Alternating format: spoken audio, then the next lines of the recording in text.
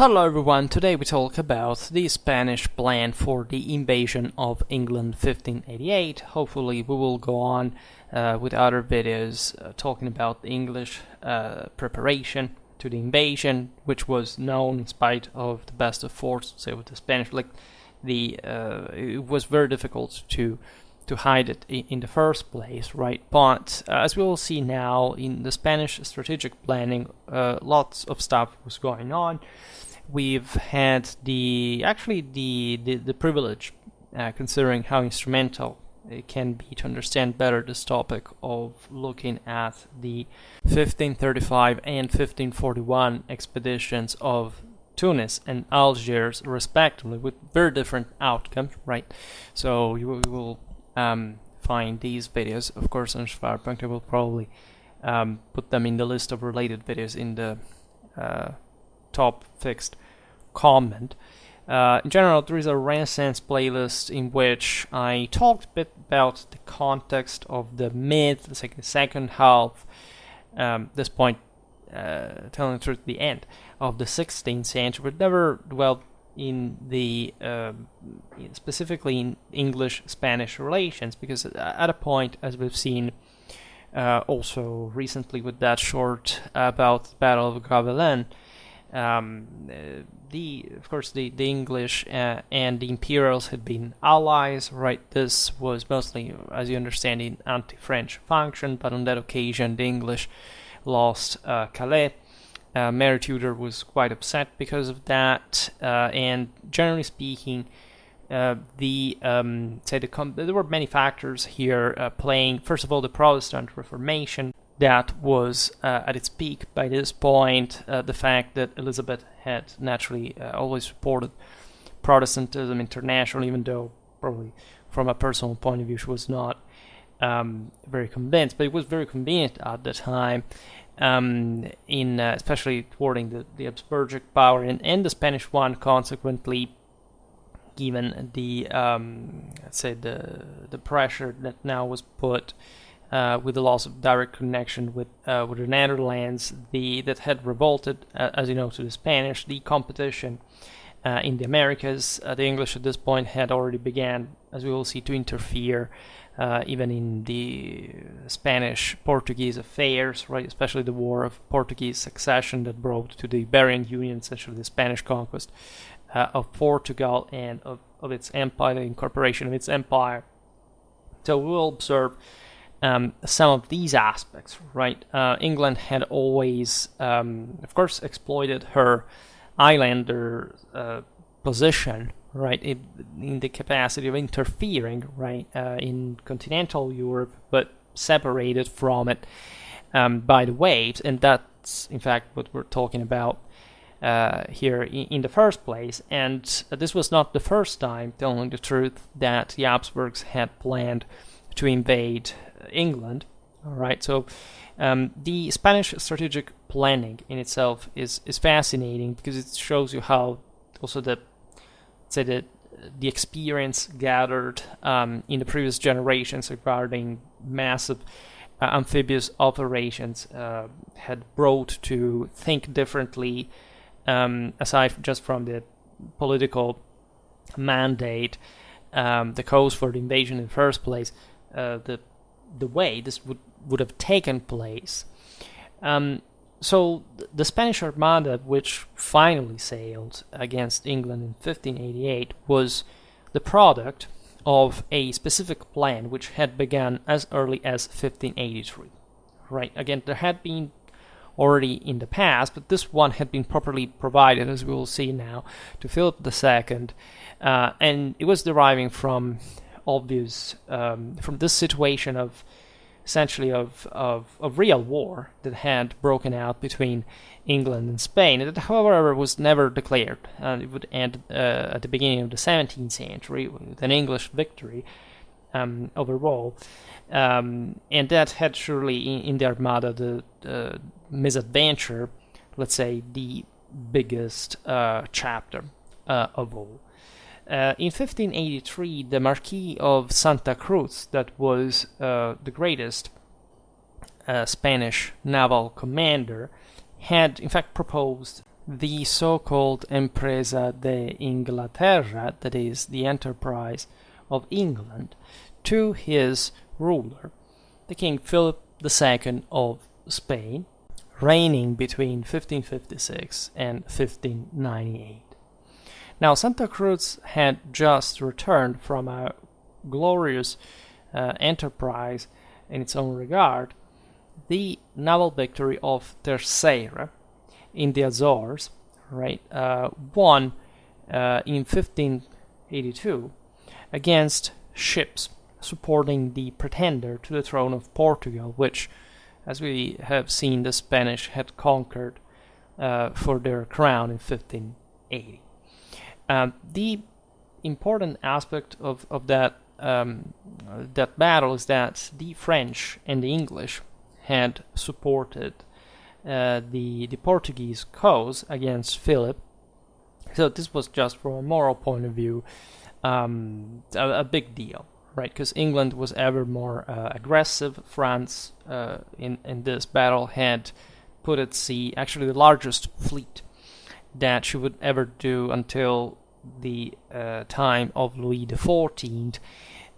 So Spanish naval supremacy was a big deal, especially in the Atlantic, right? We will see now the Mediterranean sector.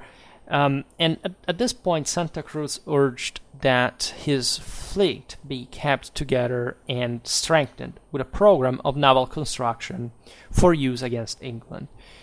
This had always been a big deal. You don't just build fleets, you also have to upkeep them, because otherwise it will be rotting away in the ports. This had been the case, for example, for the massive Ottoman fleet was immediately rebuilt after the debacle at Lepanto that we will see later en passant, that however would never be used because the Christians eventually wouldn't exploit that victory to move on Constantinople. And we have to make videos about that because it's one of the most fascinating topics ever. In any case, Santa Cruz, of course, had it. These commanders were powerful people in their own regard. They invested a lot in these enterprises, aside also for what the crown could give. And of course, like a functional fleet manned by commanders and troops that had already seen action, that were experienced, and that had this moral hype to be exploited, could be still employed, right, if properly upkept, subsidized, equipped for other big enterprises, as a matter of fact. Now, Philip, consider, again, there is all the dynastic background of the Spanish king having married Mary Tudor, who had died by this point without heirs. But the most important thing having been the fact that Mary was naturally Catholic, the Spanish marriage had been not an enormously successful thing for Spain specifically, because the fact it was Mary to be the queen and not Philip to be the king in England, that had been made very clear by the English nobility at that point, was already a bit of a humiliation. But the main problem being that Elizabeth had, of course, as we've seen, was Protestant, and she was not sensed as the legitimate daughter by the Spanish, because Mary was the daughter of Catherine of Aragon, right? So the actual, Spanish princess, the daughter of the Catholic kings, that, as you know, was repudiated by Henry VIII because of the lack of a surviving male heir. Eventually, you know that Henry VI, his son with another wife, ruled, but the guy died young, and he was a fervent Protestant, quite of a mind. It would have been a very interesting sovereign.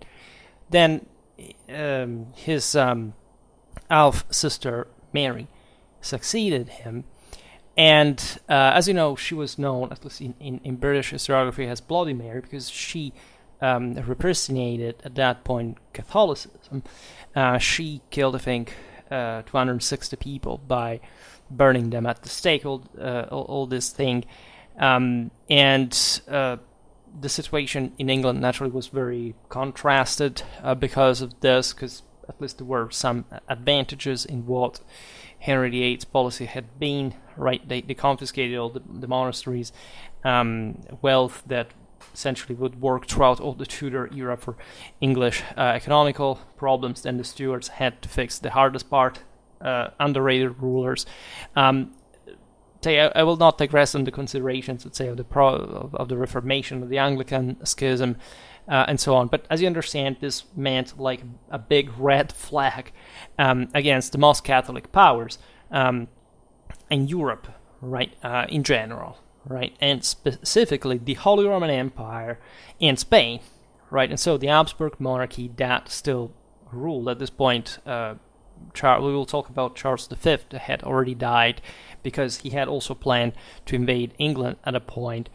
But at this point, while the two Habsburgic branches being separated, Austria and Spain, they still cooperated, of course, and the Protestant threat was the biggest deal, because imagine just like the northern part of Europe, basically and half of Germany opposing you, and France being engulfed in the confessional clashes at this point, in the same Spain, actually, some Protestant hotbeds existing and being put down together with other problems, such as the one of the Moriscos, etc., rebellions, and all the nuisances of maintaining an empire truly under Philip II never saw the sun setting, right? A truly global empire, and the largest and most powerful one. When we look at the Armada event, you realize actually that the forces were much more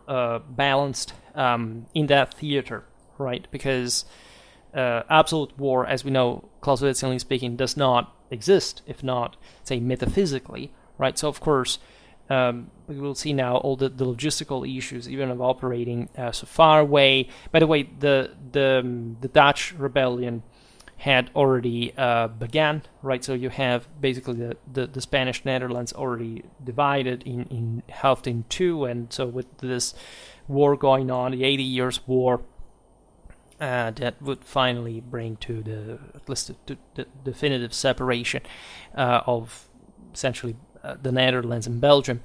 But this is not much what we're going to discuss, if not for the logistical implication and the strategic and logistical implications of this, right? So here like the greatest disaster that had happened, and definitely ranks in one of the first in the history of mankind, was of course the Protestant Reformation.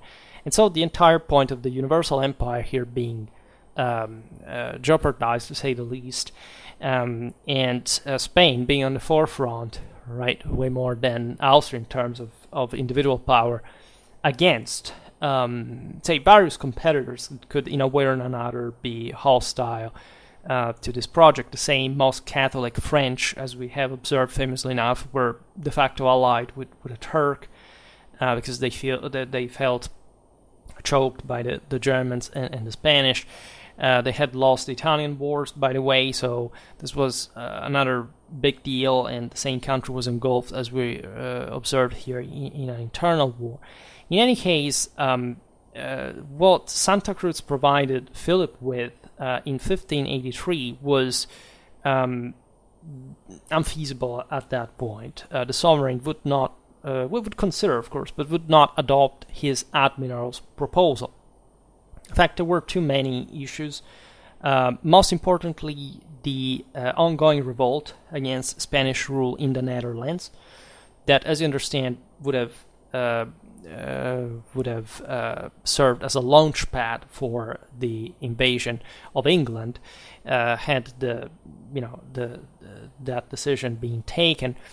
There was also the possibility of Ottoman naval moves in the Mediterranean against the Spanish-Italian possessions that had been secured with the victory of the Italian wars. Essentially, the Spanish-controlled southern Italy, Sicily, and Lombardy, plus some other small avamposts scattered in Tuscany. These places, the other Italian states were largely pro-Spanish, so they maintained their independence, but they were de facto under Spanish rule. And the Ottomans were playing on that theater as well, launching raids habitually across the Mediterranean coast. We've often seen them. But being able to push forward across the Western Mediterranean, following the North African coastline that, as we've seen in the videos about Tunis and Algiers, was, of course, close to Spain, and thus could have served for destabilizing operations against Spain. Think about the Moriscos rebellion, so the say partly converted and part non-converted, say hidden Muslims that still existed in Spain, especially on the Mediterranean coast. What would have happened if the Ottomans had, say, blow on their embers against the Spanish crown that at some point had, still problems internally in spite of the dynastic union between Castile and Aragon. The Spanish, the broader imperial Spanish-Italian victory over the Ottoman fleet at Lepanto of Greece in 1571 had been actually a big deal, right? Many people say, but well, after Lepanto, the Christians didn't really seize much in terms of land. So geopolitically, this was a huge deal, right? If you still confuse strategy with material objects, right, and say not moral issues, such as what the Ottomans got from this point, it is being very careful while venturing again in the Western Mediterranean, in the Central Mediterranean. Well, I think you may be a bit confused about the fundamentals of the art of war. So this situation was continuously evolving anyway, so you couldn't quite say, just like today, strategic analysis doesn't go beyond 4 months, because we know, even just on the market, that it doesn't convene to invest at that point, because so many things can go differently that we know it's somehow unreliable, unpredictable. So imagine throughout all these years, in such a fragmented Europe torn apart by the confessional struggles, this monarchic national ambitions, and overseas empires, and the Ottomans always looming around. So it's always a bad time to say for anything, right? But sometimes when things get slightly better, you can't think to invest certain resources in these enterprises that are always very risky, right? Consider that the English now had a resident ambassador at the Sublime Gate in Constantinople. The French King Francis I, already in the 40s of the 16th century, had set the precedent of an anti-Spanish alliance between Christians and Turks, as we were saying before. The Spanish conquered Islamic population, the aforementioned Moriscos, were complicating still the situation that as a minority they had exploited in violent rebellion from 1568 to 1570, and a further revolt may develop if again the Ottoman fleet had begun again to raid the Spanish coast. Right, the laws issued about the so-called limpieza de sangre, so the blood purity, right, to convert or expel the Muslims and the Jews, by the way, from the very large population that existed of them in Spain, by the way, from Spain, was definitely a complicated issue from a cultural point of view, from an ethnic, demographic one, and it still created this internal unrest, was mixing with other social issues, also with the ethnic Spanish, etc. But we can't digress on it now. Philip II was also recognizing the growing need to devote greater resources to the defense of the Spanish-American Empire, which did make sense, also considering that Spain had the lion's share there after Tordesillas and beyond. And another objective was to consolidate the Spanish control over the newly acquired Portuguese colonies, because the Portuguese Empire wasn't actually faring that well. In the first place, they had been the first to go out there, great explorers, great conquerors, but at the end of the day, this empire had somehow fragile foundations. One route specifically of the Portuguese trade to the colonies that had been founded had to do with the circumnavigation of Africa, with India.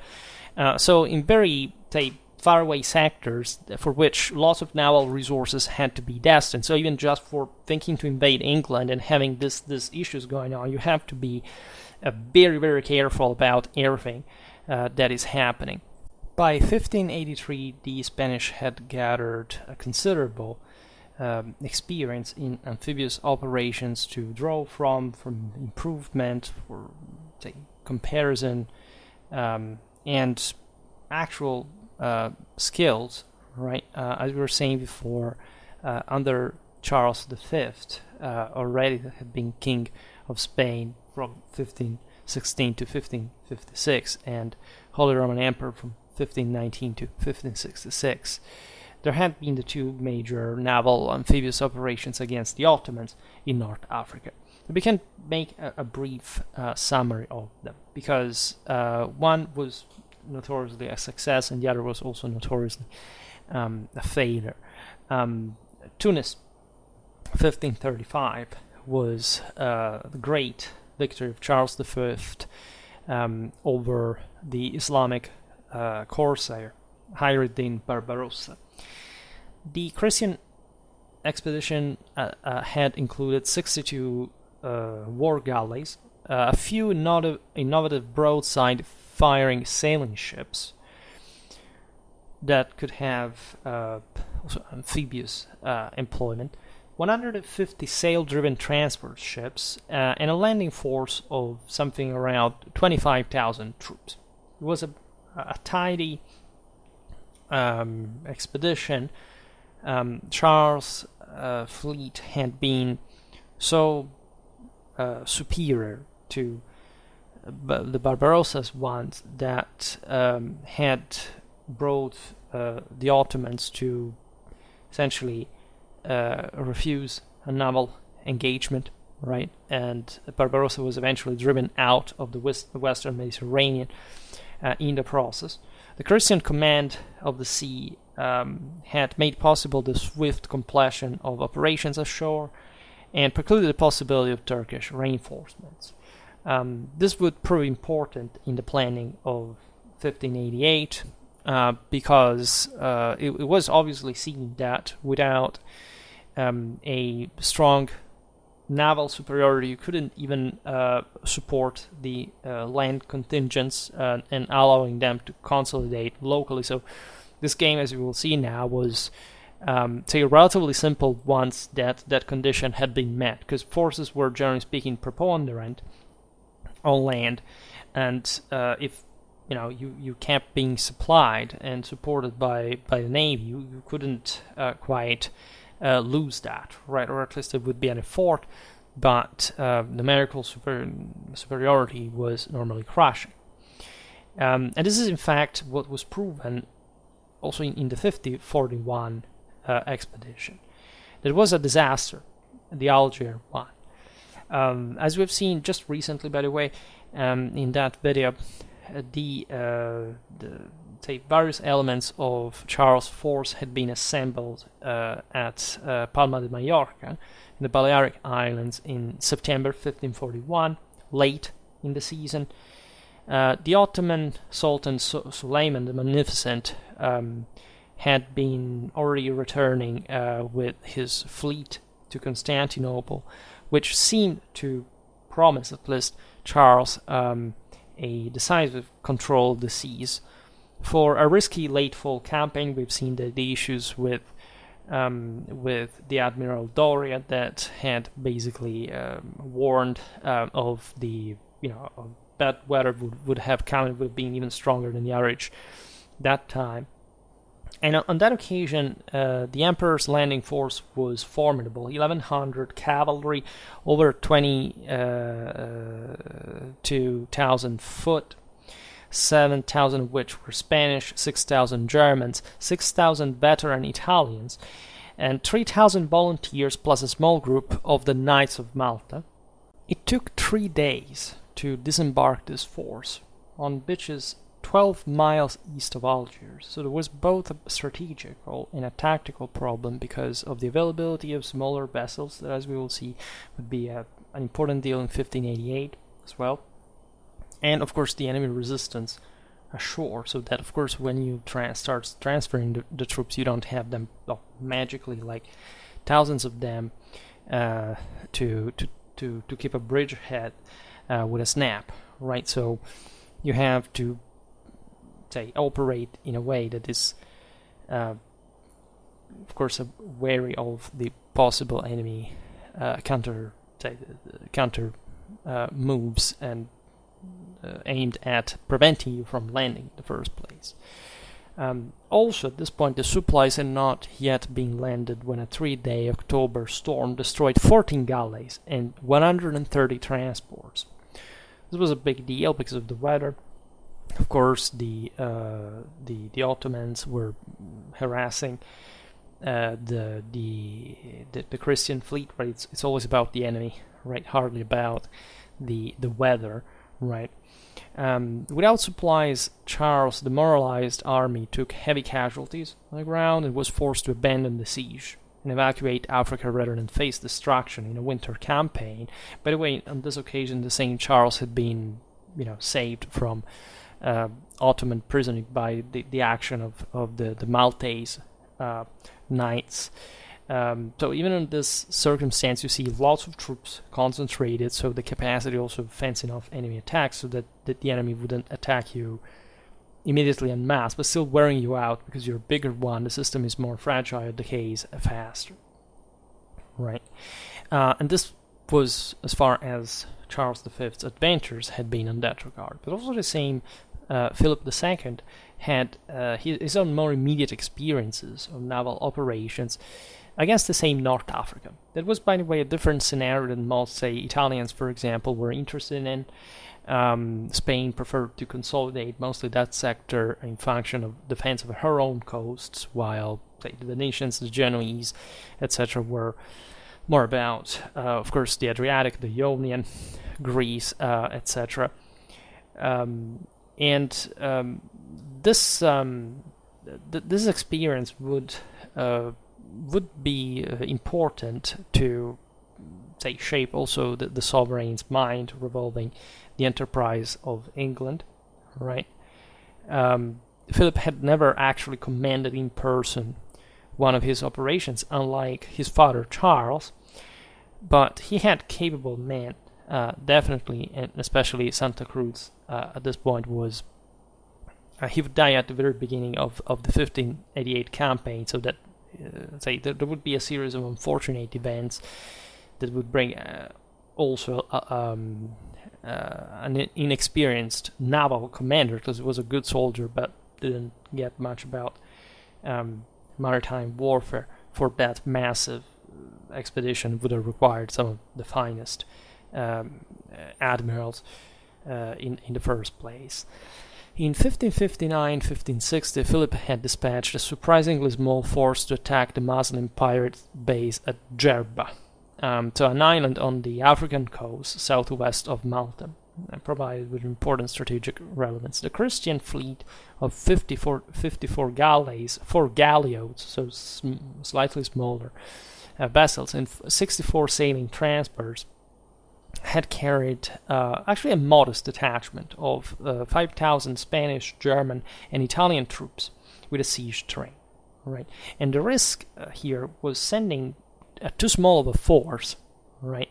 That would of course cause less strains, logistically would be swifter, right? So it was about achieving surprise by some degree, but that still was, say, together with the same naval forces, more exposed to enemy forces proportionally, right? And possibly at this point the Spanish thought that smaller was better because of this sort of blitzkrieg, but they were wrong, right? The risk, right, was of sending such a small force was, yes, to be reduced by timing, by attacking for the winter when the Ottoman fleet would have been distant in Constantinople. In fact, the expedition moved slowly. In spite of this, so much that it did not reach Jerba until March 1560. Right? So these things can always go wrong in many ways. The main Ottoman fleet at that point assaulted the Spanish squadron of the same island in May and destroyed it. Right? With the consequence that the Christian army that had already landed remained isolated on Jerba and was forced to surrender a couple of months later. Right? So this experience had, well, in a sense, they had lost less than a bigger expedition, but they still lost. Right? So this was a good indicator of the fact that concentration of forces had to be commensurate with the difficulty of the task. Right? It was not just a logistical problem. Again, it's, as always, strategical. It's about the enemy that attacks you. Right? There's no magic formula that just wins wars with logistics. Right? You have to fight, and you have to have readily available sources that must be, first of all, just planned, right? To be that many and to be maintained like that. So that from there, all other supplies problems follow, etc. But it's not just alone the only thing, right? There was also an evident need of a more direct command of the seas, right, when operating on a hostile shore. So to really prevent, say, not just the destruction of the fleet, but consequently the one of the army in the first place. Now, I will not digress on how the art of war had been evolving, right, regarding naval engagements that for millennia had been mostly about coastal navigation, sites, etc. That still were at large. In any case, the idea was like we have to load more, right? We have to have more troops like the ones at the time of Charles V that were also kind of more primitive times and inside, right? Lepanto had been the big deal, right? Say, of course, Philip claimed victory, but of course it was a victory mostly of the Italian forces that were, in this sense, also just, of course, receiving an extra support from Spain, which normally, as we've seen, wasn't directly seconding their own most immediate needs. All right, there were rivalries. Now we cannot digress just on this, but also within the same Italians, of course. And this was one of the most famous, glorious victory. I mean, together with the siege of say, the break of the siege of Vienna in 1683. I mean, Lepanto is just definitely the most important naval battle of the year in the first place. And we can't digress, unfortunately, on this, but we will talk about it in another video. As we said, even though the Christians didn't actually exploit the victory for, say, seizing immediately, they could have actually sailed to Constantinople, right, and created a big headache to the Ottomans, but in there things would have been complicated, of course.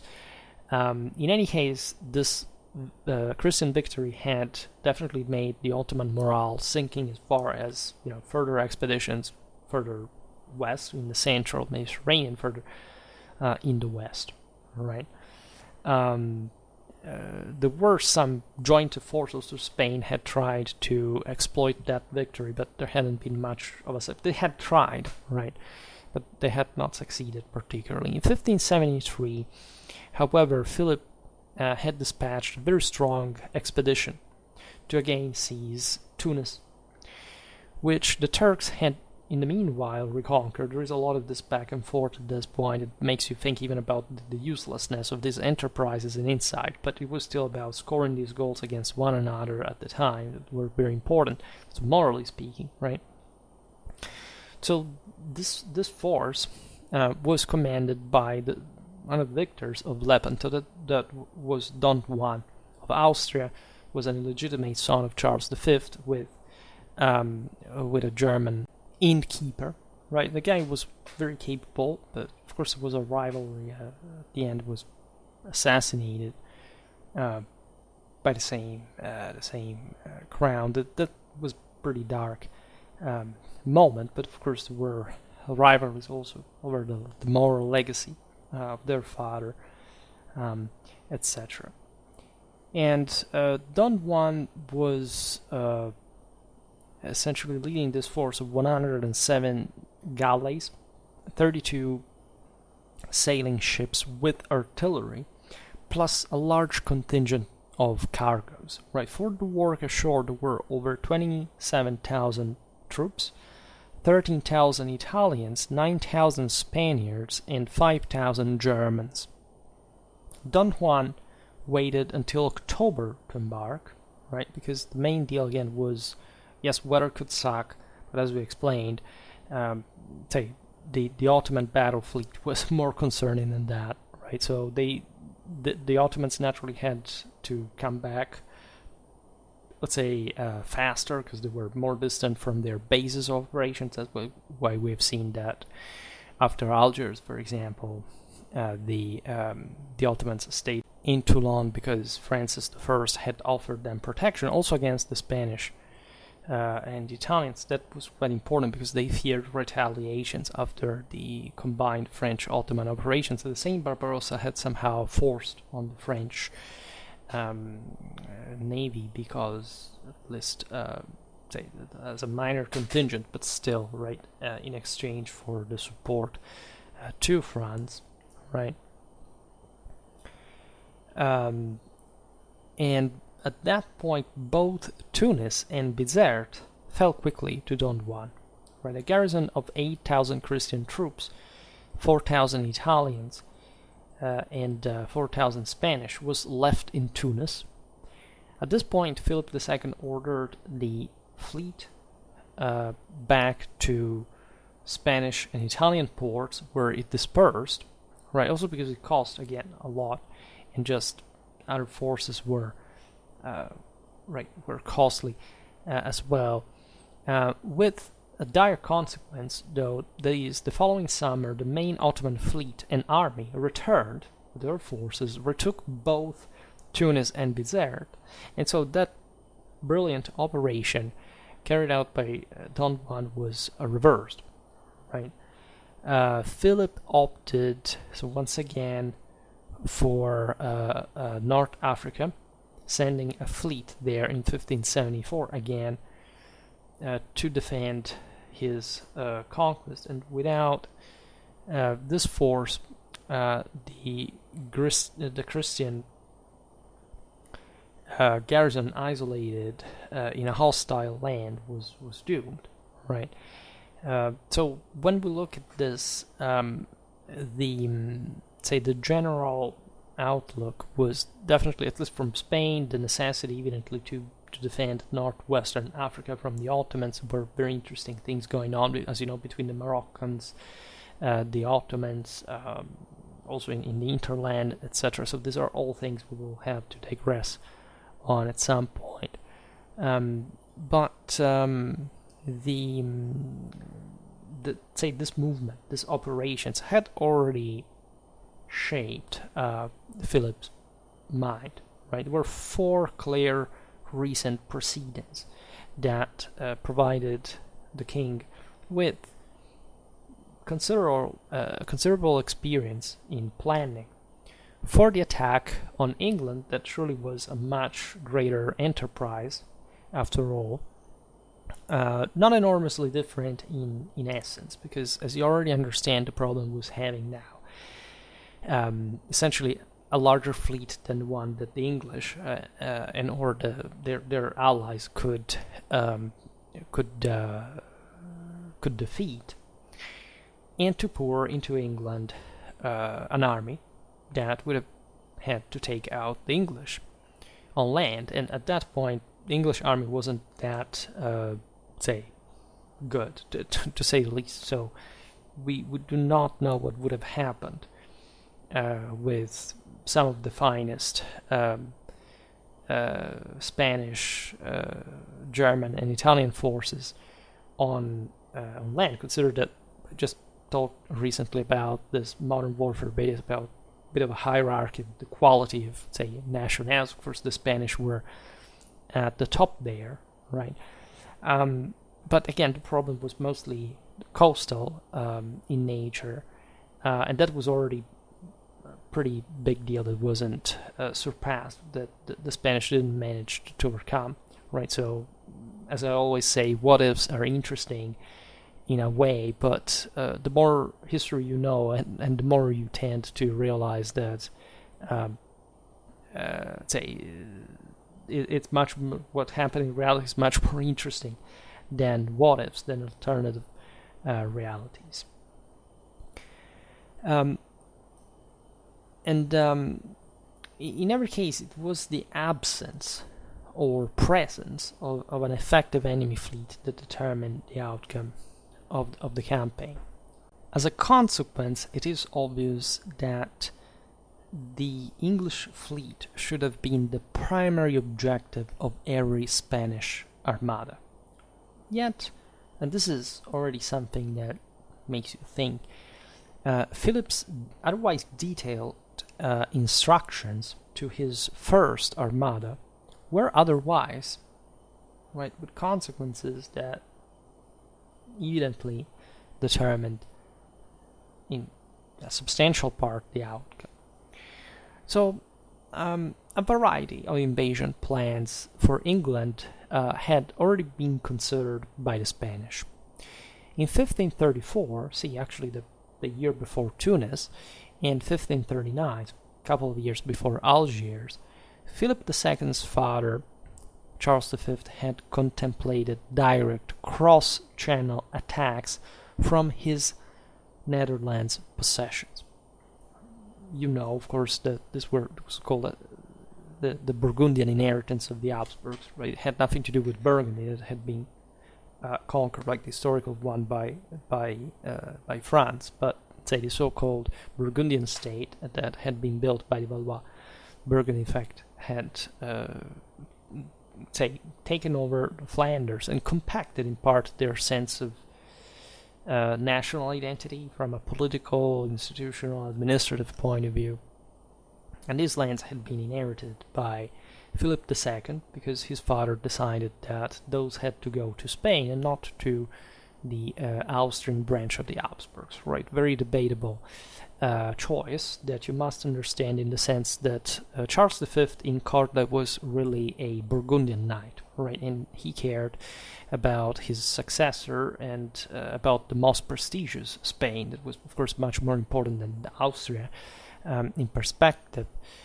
Even before, say, the title of Holy Roman Emperor was more important, but it entailed a greater presence in a much less powerful, say, reality in Central Europe than that was not so small, don't get me wrong, but compared to Spain, naturally was something very different. I mean, even in Italy, the Holy Roman Imperial possessions of the Habsburgs were in part ruled by the Spanish, so that was all a strategic necessity there. So Philip had inherited in his father's partition of the empire, the Spanish Netherlands, in fact, is very notorious. And it's that close to Britain, as you understand. And if you control that, you can, of course, facilitate dramatically an invasion, mounting it up from there. Charles had already thought about invading England to unseat Elizabeth's father, King Henry VIII. That option was also considered by Philip's viceroy in the Netherlands, Don Juan, in 1577. It's just too obvious not to think about it.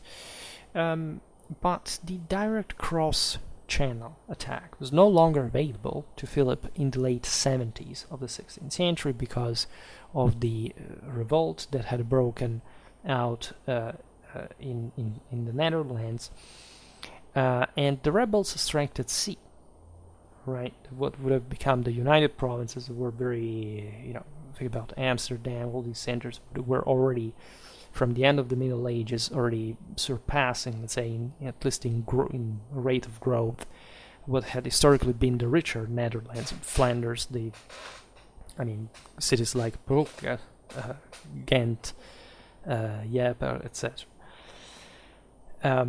And this meant that, of course, it was very complicated, as you know, to find. The Netherlands are completely flat, except, you have lots of canals everywhere. You have these people that are committed to their cause. They're able to destroy dams and flood their own fields, not to make the Spanish and later the French invading and all this stuff.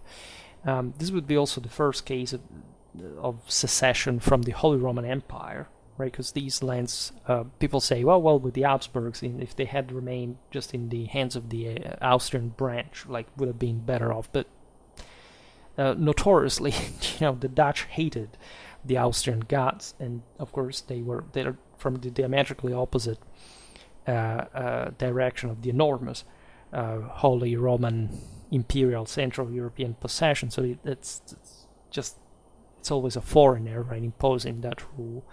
In any case, the greatest problem is that the Dutch rebels had a fleet that not only was an enemy one, but was subtracted to the potential of the same Netherlands, right, the same Spanish Netherlands, which meant that you were depleted of forces that plus were from the other side were used against you. And so this compromised, importantly, a good deal, of the possibility of a further invasion of England. The Netherlands, however, were not the only launch pad that the Spanish could use to invade England from nearby, let's say. There was the Irish option, right, that could, essentially host the Spanish troops before invading England herself.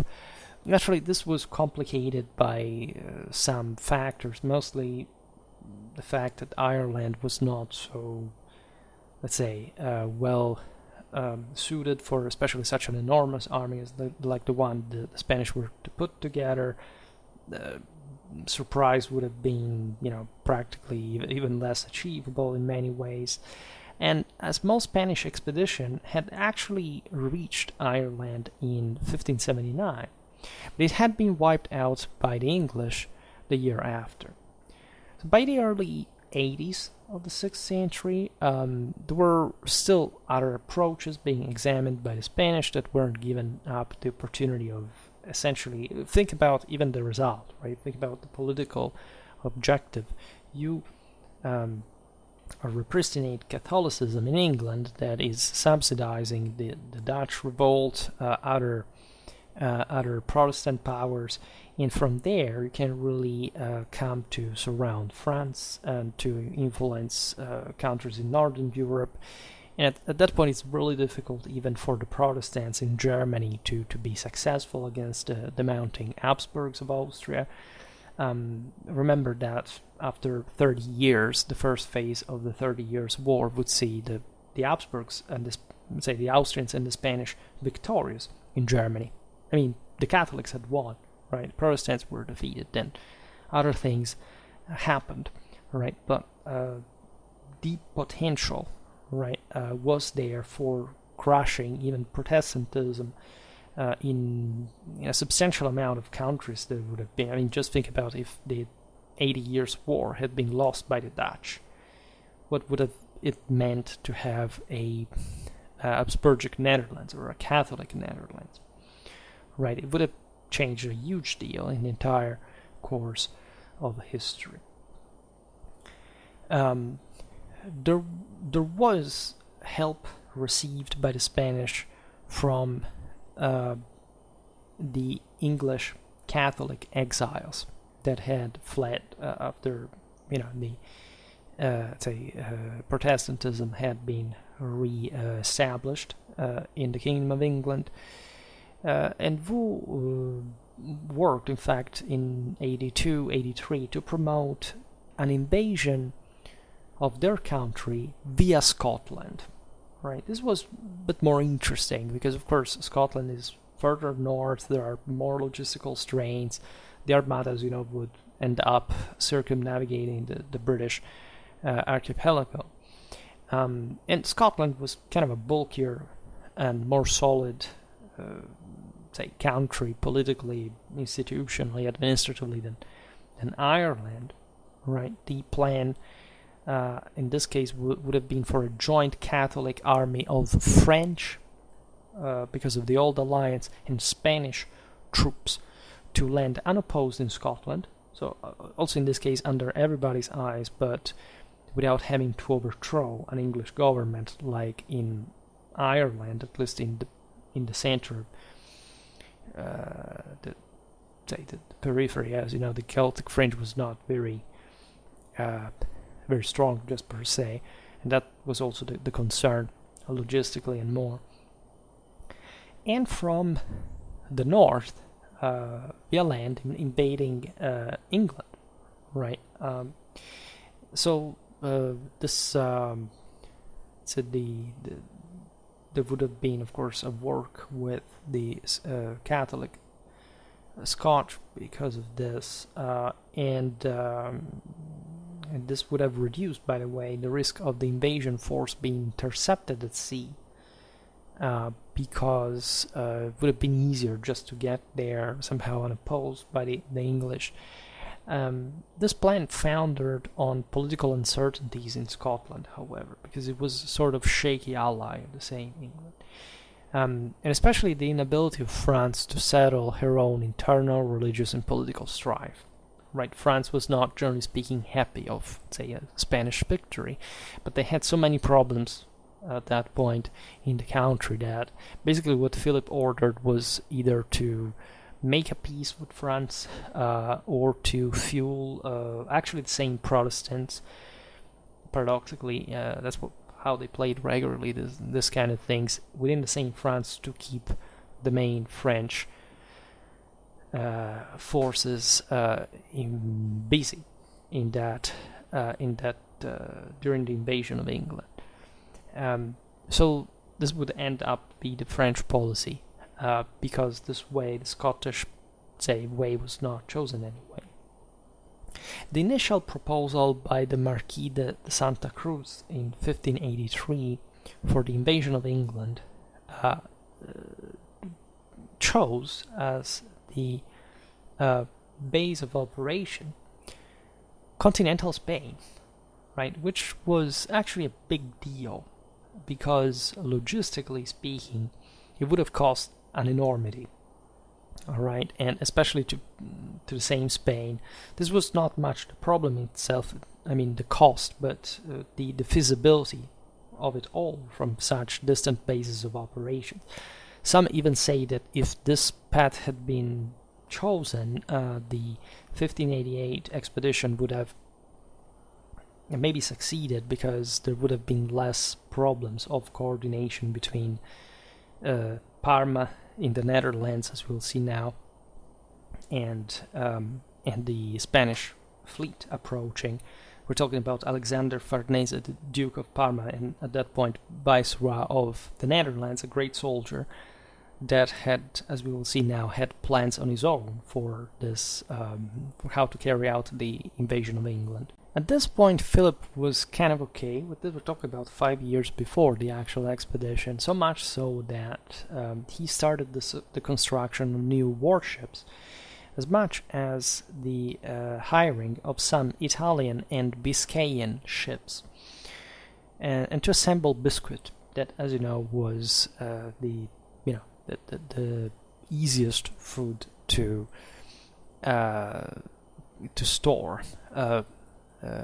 And also with the highest level of calories for these expeditions at sea was used since ever, right? We've seen it even the other day in that video about the food of the Roman army, All right. So these were big preparations, right? At least, it was a substantial reinforcement of the Spanish naval capacities. Before, Philip became discouraged by the logistical problems of launching a full expedition from the Iberian Peninsula, right? And in fact, he had talked with Alexander Farnese, in fact, the Duke of Parma, as we're recalling, the most gifted in his long succession of viceroy for the hostile Netherlands, that was the struggle even within the same Spain of the Doves and the Oaks. The latter party prevailed, but people say, oh my god, it was a mistake. Well, these wars were not mistakes in the sense that they needed to be fought in order to determine whether there would have been mistakes or not. You cannot quite predict that, right? And the Spanish were actually just behaving in a pretty standard way in the Netherlands in the first place. By the way, I made a video about about the Dutch army of the 80 Years' War, so it's interesting if you want to see the other side, at least from I don't remember whether an organizational, tactical point of view, but we'll keep talking about that because it's a very important chapter, of course, in military history. Parma had a great military reputation, and he believed logically that it would have been better to crush the Dutch revolt before venturing in at least the attempt of the invasion of England, right? Everything was seen immediately since the beginning as an incredibly risky enterprise, an extremely costly one, so everybody had to be cautious. He was dealing with the Dutch rebels himself, and of course that's not quite launching an invasion from a country that is at war, right? Just in the hope of taking over another as they are also so close that they're backing each other against you. It's not really a thing. As we will see now, the same Farnese believed that it was possible to carry that out, where he was just advising to say, well, look, here things are pretty messed up, let's try to fix them first and then let's pass to England. And it was a sound analysis objective, as it would have given Philip back his much more convenient base than distant Spain for assembling an invasion fleet worth of this name. So also, let's say, having, as we'll see now, there would have been countless problems reduced in the enterprise. The reconquest of Holland before attempting England would also have given Spain back the absent margin of victory in 1588, the Dutch fleet, right? A unified Spanish-Dutch armada at the end of the revolt could have been assembled without English intervention, because at that point it would have been unstoppable. England would have not had the naval potential to stop the invasion in the first place at sea. So that's considered. Of course, it depended on, again, the events of the Dutch revolt that, as you know, wasn't quelled on a very long run. So, what do you do in the meanwhile? You have to wait this options. The Duke of Parma was of the same advice of Santa Cruz, by the way. He believed that the invasion was possible even when the Dutch revolt would have continued. Right? He counted essentially on a very bold, quick, and also surprise attack, right? That could have been carried out considering the distance between the Netherlands and England, right? Parma wanted his veteran army to cross the channel in flat-bottom boats in a single night. Now, the flat-bottom boats that would lack, importantly, in 1588, as we will see now, were necessary naturally to simply land troops fast. Right, you needed, think about the Thames estuary, think about Essex. There are so many flat shores, right, and waterways, and so their the problem is that you have to unload the troops from bigger ships, especially if they come from Spain, through which you had to transport them. And Parma said, look, I can, if you want that, I can do this overnight, right? Even with a few copper, all right? He thought that only 25 warships would suffice to minimize the risk of his proposed landing force, by the way, of 30,000 foot and 500 horse, right? And he could carry out the surprise because such flat-bottom boats would have been exchanged by spies, observers, whoever was there to tell the English, or the Dutch for that matter, that material was being assembled for carrying out a coastal operation against the Dutch in the north and not against the English. Naturally, risks were present because at that point you still needed, as we've seen, a fleet that could support, would supply this large army that of some of the finest soldiers in Europe at the time, while they would have had to advance on London and beyond, because as we will see, the problem was also crushing English presence in Ireland, right? And Parma was counting on doing so with simply those forces. You still needed a fleet that would support you around. So yes, you could have 25 warships to just watch over this very fast landing of the army, but then they're not enough to cope with the English that can put at sea much more, right? Parma calculated that he could accomplish the initial crossing into Kent or Essex in only 8 to 10 hours, right? The flat-bottom boats would have allowed that. It was a very bold, daring concept. This is typical, very, sharp minds that can really, say take the enemy by surprise, but not saying something more vulgar. That easily, right? But too risky at the same time as such, because everything is feasible, but also how do you do that? Bear in mind that this army is like kicks ass, right? Qualitatively speaking, the English would have had very big, because after all, they just wanted to impersonate a dynasty, right? They would have had to take over the country, this is true.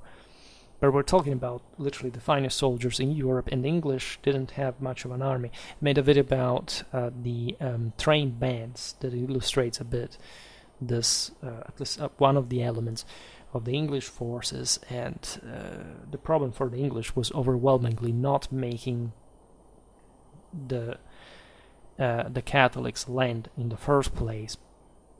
Right, so Philip was, enticed by this, but let's say he deemed Farnese's plan too bold, right?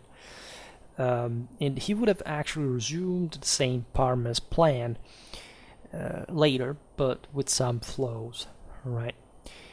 By 1585, the long-standing commercial rivalry between England and Spain had been aggravated, right? First of all, the religious hatred had increased consistently.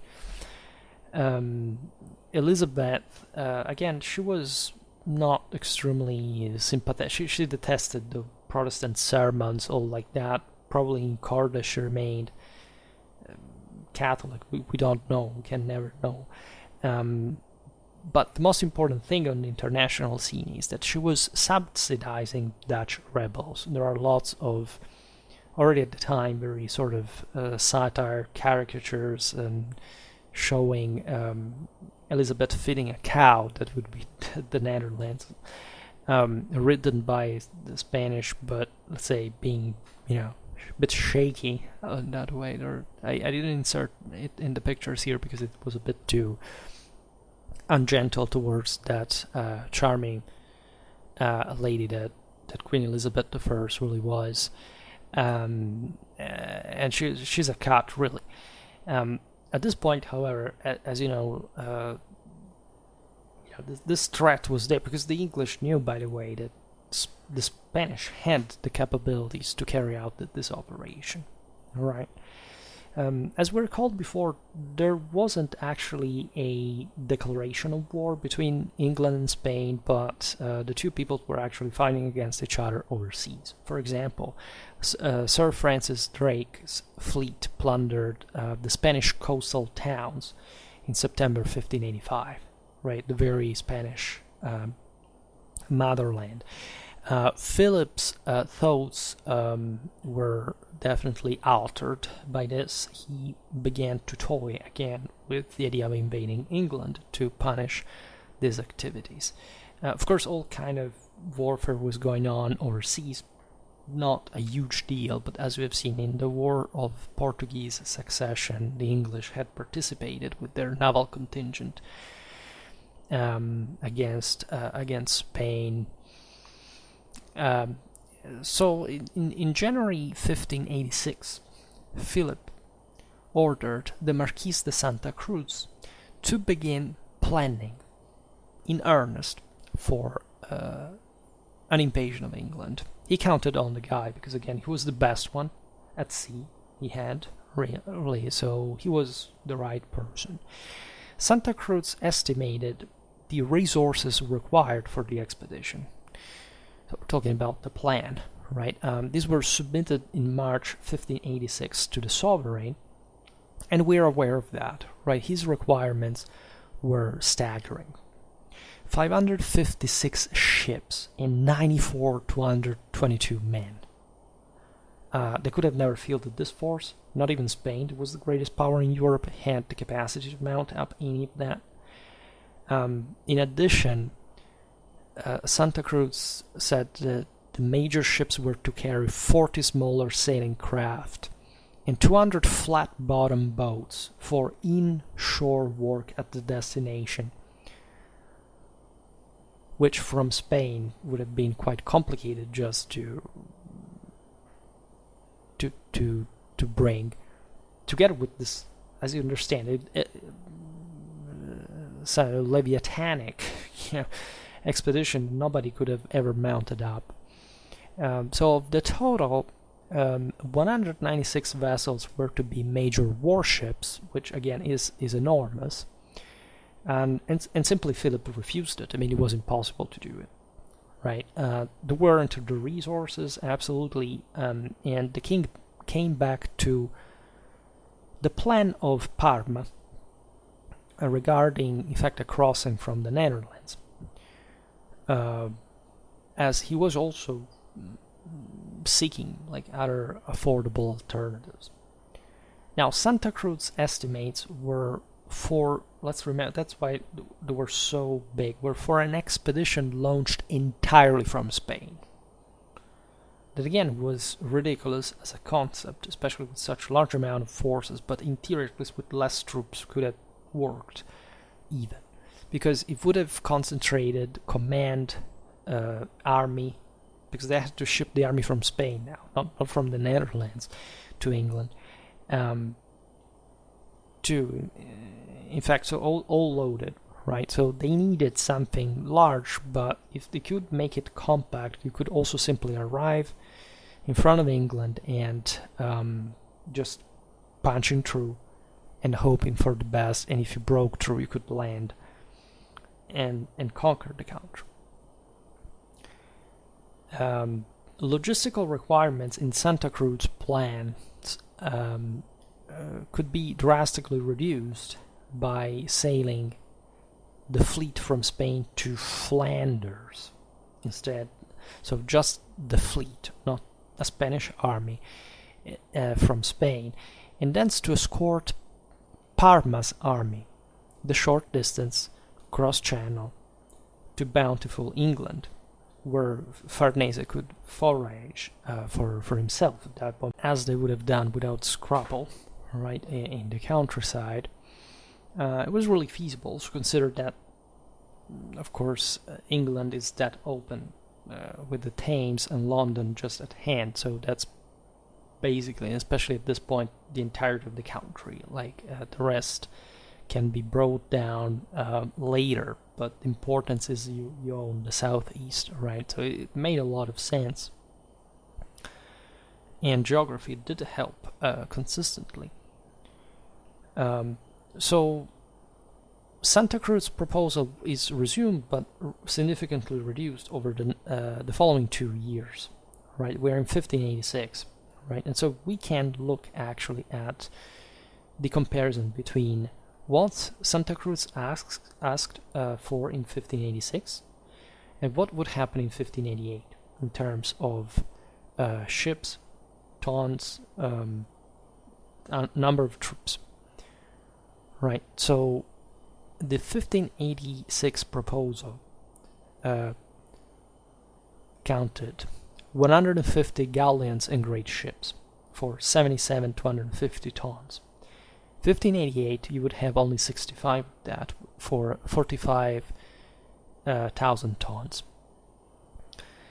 1586 the Urkas, that is essentially some hulks or store ships, would count 40 for 8,000 tons. In 1588 they would have 25 for 10,000 tons. 86 small ships, 1586, let's say better, without confusing numbers of the year and the quantity of the ships. Small ships, the patakas, the zabras, these are type of smaller vessels, Spanish names. 320 for 25,000 tons. In 1588 you have 32 only for 2,000 tons. The galleasses in 1586, the auras and sails are 6. We don't know the tons because this could be quite bulky, but there wasn't much of a standard measure. In 1588 you would have 4, while the oar-propelled galleys would be 40 in 1586, and were asked to be 40 in 1586, and would be only 4 in 1588. So the total of, again, 1586 would be the aforementioned 556 ships for more than 110,000 tons, while the number of actually used in 1588 would be 130 for more than 57,000 tons. Speaking of Spanish manpower, we do the same game. 1586 would have seen 16,000 sailors. In 1588 you would have a half of them. Rowers in 86 would have been 9,800, while in 1588 they would be a bit more than 2,000. Soldiers in 1586 would have been 58,920. Gigantic, really. In 1588 there were almost 19,000, and consider that to this you have to add the 20,000 of Farnese that were awaiting for crossing from the Netherlands, right? So this was not the entirety of the invasion force on land, right? So if you look at what there were volunteers proposed in 1586, something almost like 9,000. Just think about the context they had taken to count them so precisely. While in 1588 they would be only 1,500. So the 1586 proposal was a speechlessly 94,000 men. In 1588 you would have 30,656, which was a huge deal in the first place. So it's similar to the figures that were employed at Tunis and Algiers in Charles V's time. Speaking of artillery, this is interesting because the naval guns proposed in 1586 were 1,100. That would be doubled actually in 1588, rising to an actual 2,400 guns. And the reason why they did so is that they wanted to outgun the English. Interestingly enough, they had reduced the size of the fleet by that point, as we've seen, but they had also loaded it with by the way, bulkier vessels that could be sustaining that greater, bringing a lot of stuff more and just sustaining also because of the inertia, like the recoil of guns, etc. We're talking about naval guns, of course. Field guns proposed were in 1586 were 130, while in 1588 we don't think there were any. Right? They decided that Farnese's forces, once landed, would have provided essentially for the firepower needed. Also for the Spanish forces. Consider that here things, we will see it hopefully, would have gone, of course, differently, but say the entire maneuver was quite complicated, for which they had surely envisaged that they would have needed to scatter some forces, say to occupy other parts of England, of Ireland, Scotland in the meanwhile, right, providing these forces also to the Allies, whatever they would have gotten there at that point. So you understand these numbers are fascinating, because you have a brutal reduction of the numbers proposed by Santa Cruz, because basically you have less, you don't have the burden of a complete Spanish army, even though there are 20,000 on board, almost, as we've seen, but without field guns, right? And you have, however, the overload of naval artillery for coping against the English at sea. So there were correspondingly large reductions in the victuals to be transported now with the adjustments of Santa Cruz plan, right? Most of the reason derived from the reduction in the expedition's personnel, right? But also because rations had been reduced from an 8 to 6 month supply for the entire expedition, proportionally. And this would prove actually a very negative thing, because the thing went on in 1588 for a time that was too long for this amount of rations, right? And the casualty rate through starvation in the Armada, especially on the desperate return voyage around the British Isles, was a big deal, right? And it added to the significant losses. Now, there are other many significant differences between Santa Cruz's original estimation, at least, because it's not even a plan. He was basically saying, well, of course he was thinking a plan in general, but was just saying, this is how much we need to mount the expedition from Spain directly to England. And as we've seen, the size, the number, right, of the ships varied. On the plus side, the galley squadron was almost completely eliminated, which was actually a good decision, because the galleys would have been undergunned against broadside firing sailing ships, right? They were literally ship walls, right, of guns, and the galley was conceived for different seas, right? And a different type of warfare in that context, because they were designed for the Mediterranean, or at least closed seas. In the Baltic, actually, they would function pretty well as well, but they couldn't keep up speed in the rough seas of the Atlantic, specifically, so they were taken away. They could have been admittedly useful in, say, some amphibious operation, but again, here the problem was the size of the expedition per se. So if you were searching for something to eliminate, that galley squadron would have been it. The average tonnage of the galleons and the great ships had been increased to an average of 700, versus about 500 for the capital ships planned in 1586.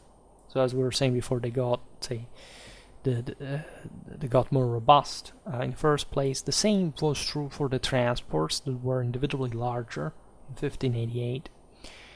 Most significantly, the gross amount of Spanish naval artillery had been more than doubled.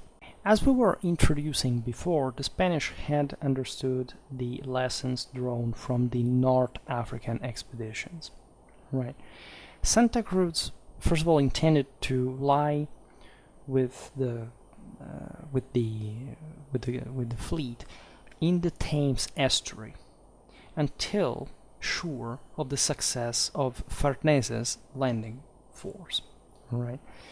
In other words, you don't get away until the land army has achieved its objective, seizing London mostly and crushed the English resistance. Only at this point the Spanish fleet could move. Right. Previously, as we've seen, they had the Spanish had withdrawn prematurely. Right, in Mediterranean, on many occasions, at least allowing the Spanish forces ashore to be isolated. Once the Duke of Parma had won, however, Santa Cruz was to circumnavigate Scotland and land some German and Italian soldiers from Parma's army to conquer Ireland. So there was a plan to distribute also part of the land army in different ways, and objectively the fleet served also this purpose of moving fast right around Britain, landing other troops like to take the enemy from the rear, boosting let's say Scottish and Irish forces that were coming in their aid. Right, at Senilia. And the plan was specifically to secure Ireland, because Scotland was, generally speaking, just to be convinced fully, but would act unitarily. In Ireland, there were enough English forces to keep at bay the Irish, and to make it very simple, and so you needed to go to Dublin and taking the English out of there. Consider the significant difference also in, say, think about Irish Catholicism and etc. Now, on the negative side, the one we can't criticize, when you look at the adjustments, you realize that the complement of small, shallow draft warships had been reduced to only a tenth of its original size, 32 instead of 320 such craft. This was really debatable in many ways, because as we've seen, these were the landing crafts, right? So, like, if you have to, like, you already know you cannot achieve surprise. Really, there is going to be an English army trying to prevent your landing in some way, and if you send troops in such a limited way, like with just 32 landing crafts at a time, well, the English can easily interdict your landing more easily than if you make this, say, 310 times more the same forces landing at the same time than this first one, right? Santa Cruz had clearly recognized the importance of shallow draft ships. Especially again in a place like southeast England that is a bit all like that. So he had died, however, by the beginning of 1588, of age, but also of overwork, because he had participated to all these plans. Right, he had obeyed to the reduction wanted by Philip, and that's somehow a sign, right? Things weren't going to go consistently as planned, given that this was the best man for the job, in spite of the differences that had occurred. Now, it's true that most of the difference in troops and barges, and some of the difference in light craft, was to be made good by Parma, that naturally would have operated with his own means there, and also more covertly. And so we have seen, for example, the Spanish army embarked didn't have artillery, as opposed to the doubling of the naval guns. So they were thinking to somehow harmonize the various forces. Some details are not known with certainty, by the way, also because the landing did not happen, so we would have seen probably much more in detail about this planning. Nevertheless, after Santa Cruz's death, there clearly was less appreciation of the vital role the light craft would be called upon to play. Also because, as we will see, the English would be able to put at sea a consistent amount of naval forces. So it was perceived that once they had taken them out, or at least resisted them, everything would have been much easier. You could have at that point probably made more stuff coming from the Netherlands or from Scotland, from Ireland. So there was surely some planning in that direction as well. However, it was not actually a positive thing not to dispose of such crafts for such an important operation like the landing of what had to be a crushing force. But perhaps the most serious drawback to the compromise plan of 1588 were its requirements for close timing and coordination between the Armada sailing from Spain and Farnese's army preparing in the Netherlands. This is a huge deal. Definitely one of the most important of this war, surely more important than the technical side of the story. The idea that these preparations were very costly also from Flanders would have had to be just chronometrically synchronized to avoid, first of all, to achieve the greater surprises possible, which was very difficult to attain in the first place, but also investing certain resources at a moment that even in a few days distance may have not been so readily available for later, and that would have created further delays, problems, and issues, as there's so many that would occur during the expedition. It may be that a larger, more expensive but self-contained fleet, an invasion army proceeding together from Spain, may again even succeeded better in landing in England and taking it over entirely alone, right? Than this coordination with Parma, right? That was also a bit hesitant about the wall because he had been a proponent of the whole thing, but when he saw how the thing was developing since the beginning, he began to notice that so much was rigged that it would be very risky to carry out the whole thing. So the requirement to reach Farnese and convoy him offered the English fleet too many opportunities for interception, right? Lots of back and forth, a lot of risk for the same Farnese at that point, because they were separated from the Armada initially, right? And consider also another problem, that is, you had to again have Farnese ready when the Armada arrived, which definitely in the 16th century was very complicated because of communications, like how you literally have to arrive from after days and days, and you don't have the same problem that Napoleon had, right, with Villeneuve, right, having this chronometrical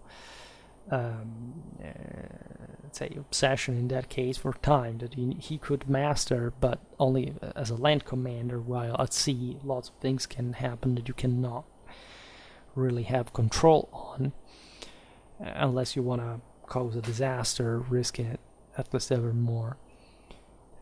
So this this lack of coordination, or this series of, say, this gap of in time that could overly extend between the program dates, etc., was one of the single most important problems that somehow flowed the plan of campaign for the Armada at the outset. So I think we have framed it here. As you understand, it's all very complex, and still have to see how the thing operated, also from the English side, of course, because things would have been different had they gone different, right? So we will see. We know a lot, telling you the truth, about how the whole thing developed, right, over time. But of course, the planning is crucial, right? A good planning solves a lot of problems. Plannings, for the principle of the art of war, have to be simple, right? Must have unity of command, simplicity, keeping things together as much as you can. Of course, you may want to have, a more articulated plan, especially to carry out some, surprise, to encircle, to outflank, and all these things. But you also have to consider how many forces you have available and how much, complicating the plan can make the operation benefiting from it, right? So this is definitely an issue. Alright, for today, we stop it here. I just hope that you enjoyed this video. If you did, please share it. Otherwise, leave a like or subscribe to my channel if you're interested in my upcoming content. As always, I thank you heartily for listening to me. I wish you a nice time and see you next time. Bye.